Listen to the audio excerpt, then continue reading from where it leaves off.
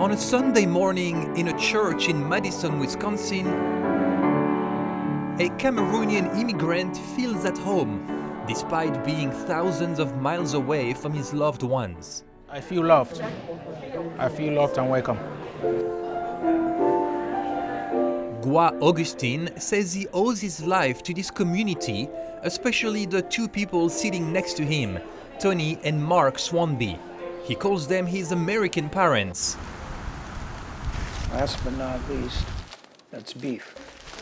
For nearly 3 years, they've been living under the same roof. Utensils, knife, anything. In late 2019, the Swanbys decided to open their house to this asylum seeker they had never met. And I said, "Did you read your email?" And he said, "Yeah." And I said, "Should we have some guy from Cameroon come and live with us?" And he goes, "Well, there's no reason why he can't. I mean, it's just us. We got all this room." Augustine had just been released by ICE from federal detention and needed a place to stay while his asylum case inched its way through the system. This is my bedroom. After the incredible hardship he had experienced in his life, meeting the couple and getting a free bedroom was a huge relief. It was just magical. It was just something I can't really explain, the happiness I felt at that time. It's kind of my Cameroonian stuff, Cameroonian heart. Sometimes I worry to feel like I still have part of Cameroon in me. In Cameroon, Augustine says he was twice arrested and beaten by local authorities after he demanded more rights for the country's Anglophone minority. I was tortured. We've been tortured every day. One day, after he passed out from the torture, guards dumped him on the street, thinking he was dead.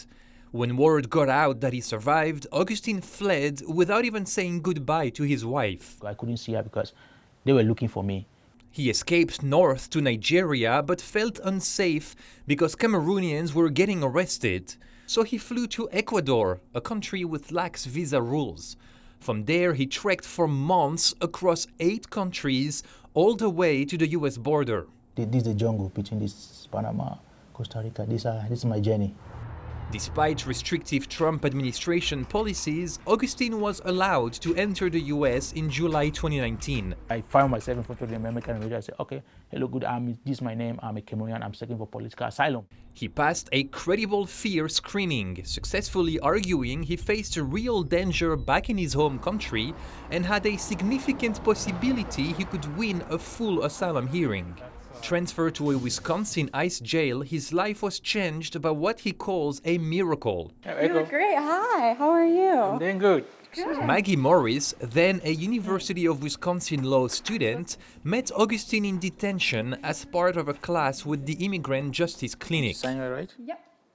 Ngwa right away started opening up with me about what he had gone through, and I think my eyes immediately got teary. Maurice and her professor, Erin Barbado, instantly decided to represent Augustine for free, a game changer as it's extremely difficult to win asylum without representation. Barbado says 2 factors helped Augustine's case. He had been persecuted by his own government and due to his political opinions.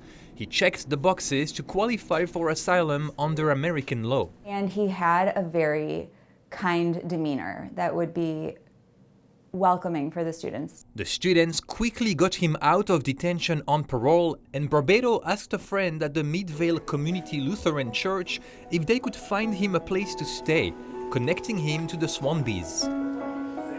2 years and 2 months after he first stepped foot in the US, Augustine won his asylum case in September 2021. This is my wife and my daughter. It was same time I left them. Now he has one last goal, bringing his wife and his 5-year-old daughter here to his new home.